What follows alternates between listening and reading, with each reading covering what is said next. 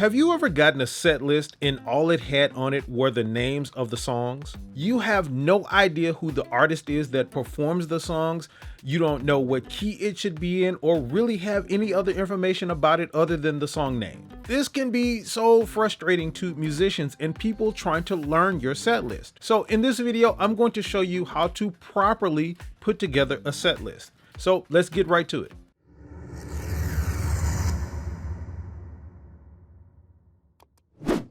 Hey, and welcome to Music Space, where we help working musicians just like you learn how to quickly and easily make a living with your craft. So if you're new here to the channel, hit that subscribe button and the notification bell. That way you'll be notified when new videos are uploaded. So this video is going to be really powerful because I'm going to keep it really simple and show you how to put together a set list. Whether you're a vocalist, an artist, a musician, or whatever. When you're sending out your set list to people who are going to be performing with you, that set list should contain some essential things. It's like some people put set lists together as if everyone is just going to know what songs they're talking about. I mean, you get a set list and it has a random list of songs on it, and it has a song on it named something crazy like Bad Rash. And I'm like, bro, is this a set list or were you meaning to send a note to your doctor? Do not, I repeat, do not just put the name of the song on the set list and assume that everybody that's performing with you is going to know the song that you're talking about. And of course, there are standard and common songs that bands and musicians play and know. But even in this case, it's just a professional courtesy to not just include the song name. Your set list as a professional needs to be well organized, and it needs to have the information on it that I'm about to give you. So what is the relevant information that you need to put on your set list? Well, first, the information that I'm about to give you is put together in a free template, in a free set list template that you can download in the description of this video.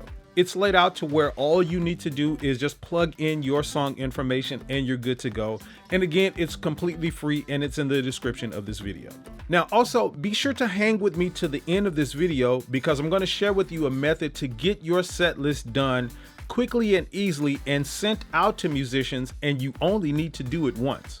Okay, so the information that you need on your set list is divided into two categories, and that's the primary essential things that you need, and then the secondary things that you can put on your set list. And the primary things are the things that you will include on any type of set list that you put together, no matter the situation. And the secondary things are things that you will put on your set list depending on your particular situation, like your band and your band's needs, but they're nonetheless still important. So we'll start with the primary things first. Now, right before we get into them, if you're getting value out of this video so far, do me a quick favor and hit the subscribe button and the like button on this video. Go ahead and do that now. That lets me know that you appreciate this content, and it lets me know what type of content I should make for you in the future. Okay, so the first primary thing that you should put on your set list is, of course, the name of the song. This is really simple, but it is important for you to understand. You need to put the name of the song on your set list with the correct spelling. Why?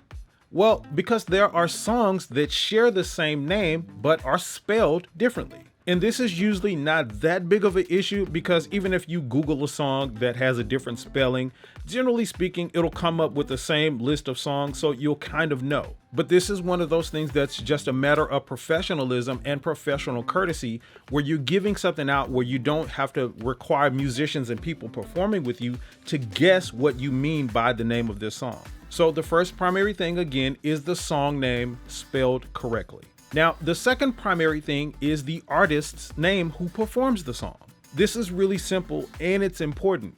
It's where you include the performing artist's name whose version of the song you're performing. Again, this is something that is important because you have songs that are performed by multiple artists. So, for example, a song like Brown Eyed Girl is famously performed by both Van Morrison and Jimmy Buffett. And guess what? The tempo and the instrumentation is different between these two versions. And another example is the song Lean on Me, written and famously performed by Bill Withers, and then again, performed later on by this group called Club Nouveau. Vastly different feel and instrumentation and a lot more between these two versions of the song. And there are many examples of things like this. So you can see why it's important to include the performing artist's name of which version you're doing of the song so that people performing with you know which version of the song you're talking about. Now, another essential thing that you need to put on your set list, all of your set lists, is the key of the song. And this is simply where you put the key in which you are performing this song in. The thing is, a lot of musicians and performers these days perform and play with multiple bands. And a lot of the time they do the same songs that you have on your set list, but when they do them with different bands, they do them in different keys. Sometimes they're in the original key, sometimes they're in a higher key, or sometimes they're in a lower key. So you need to specify the key that you're doing the song in so that musicians and performers have time to prepare before they get to perform it with you. Now, I realize that a lot of musicians out there don't know how to genuinely tell what key they're doing a song in or what key a song is in. So if this is the situation or if this is the case, it's best that when you're putting your set list together to get with someone or a musician who can tell what key a song is in. And it's something that you can do in a few minutes over the phone in most cases. And you probably have the option to have someone help you with that.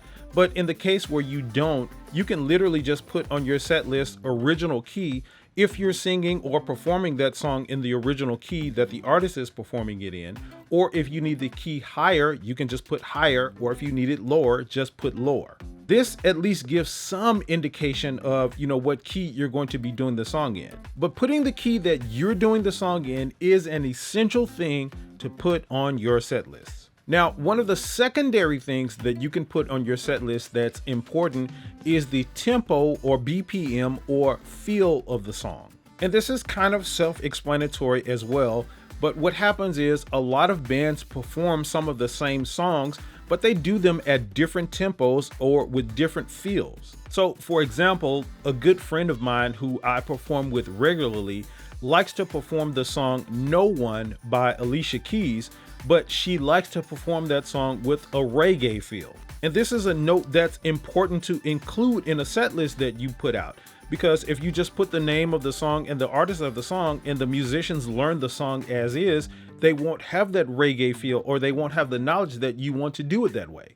And this is especially the case if you've never performed with the people you're sending your set list to before. Like another example of this is the song People Make the World Go Round. Like some people like to do that song originally as it's written, other people like to do a more jazzy or groovy, slower feel to it.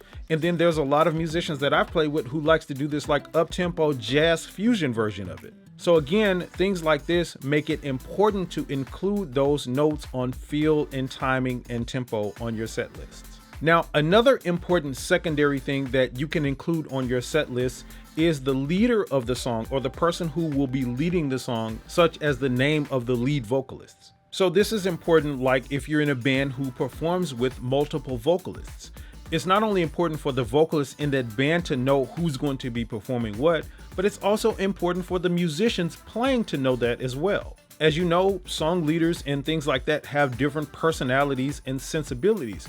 So knowing who's going to perform a song helps the musicians know what they may have to adjust to. So this one is simple, but again, it's important in these situations. So this is a secondary thing that you can include on your set lists. Now, the last secondary thing I'll talk about here that's important to include on your set list are song cues. And this is basically any notes about the songs that help people get through the songs efficiently. So things like who's going to count the song in and what's going to be the count in, or who takes a solo in the song. Or again, really just any sort of cues that help people get through the music more effectively. So for example, if you do like song mashups in your band, or you have song mashups on your set list, one of the things that you can include as cues is where the song is going to start and where it's going to end. So song 1 in the mashup, we're going to end at the verse. So that's a cue. Song 2, we're going to start at the second verse. That's a cue. Song 3, we're going to end on the last chorus. These are the type of things that you want to include in your set list in these cases and in other cases, because again, they just help everybody get through the music better. But this is definitely an important thing that you can include in your set lists. Okay, so I promised I would give you a method to create set lists really quickly and send them out to people you are performing with. and it's this. It is YouTube playlists. Now, what this allows you to do is create a list of all of your songs and put them in a YouTube playlist, like the actual songs themselves, and then you'll be able to send it out to whomever you want to send it to. So let me show you how to set this up. So the first thing you're going to do is sign into your YouTube account if you already have one. If you are not signed in, you'll see a sign in button here where this icon is right here. And of course, if you don't have a YouTube account, you need to create one. So make sure you create an account and then log in. And then from there, it's incredibly simple. All you need to do is go search out the song that you want. So let's take a song that's on your set list. Let's say a song like Brown Eyed Girl. Click on this song and then find the one that you want. And then what you want to do here is click on the song. Now, a tip here is what you want to do is look for the songs or the icons that have official audio next to them. And of course, all of the time, this won't be the actual case that it's the official audio, but these are the ones that are most likely to stay up for long periods of time. So you see this one, it has been up for 8 years. So all you want to do is click on this video. And then once the video comes up, go down to this icon right here that says save. Click that button. And what you can do here is create a new playlist. So let's create a playlist. And what you can do is name this playlist whatever you want to name it. So in this case, let's just call it Terrence's Playlist. And one thing you want to do here is you can make this public, private, or unlisted. And the tip here is you can pretty much keep it public unless it's some stuff on there you just don't want to share. In that case, you can make it unlisted, and then whoever you send this link to can view it. So in this case, let's just assume you want to keep it unlisted and click that. So now when you get the link, you can send it to whomever you want to send it to, and they'll be able to watch it. If you select private, then no one will be able to watch it. So from there, all you do is click this create button, and then it will create the set list. And that is literally all you have to do. And you can do this for each song. So now when you go up here and search another song, let's say Don't Stop Believing. So Don't Stop. Click on this song. Go down here, click on the official audio. You see this one has been up 8 years as well. So click on the song, click save down here. Then all you have to do is now this playlist has been created. So you put a check mark in there and it adds it to the playlist, as you can see here. And once you've done this and you've got all your songs in your playlist that you want, it's really easy. Just go back to the home page and you can click the YouTube icon here to go back to the home page. And you will see your playlist that you created over here in this category. So you see Terrence's Playlist right here. Click on that. Every song that you wanted or that you've put in this playlist is on there, and you can put as many songs as you like. And once you get ready to share this playlist with other musicians or other people you're performing with, just go here and click this little arrow right here that says share. And then it's incredibly simple. Just copy and paste this link to wherever you want to copy it to. So now you see it's copied. So now what I would recommend you do is put this link at the bottom of your written set list. So when you send out your set list, this link is in there and they can click on it. Or of course, you can just simply include it in the email or the text that you're sending them. And when they click on this link, they will be taken straight to this playlist.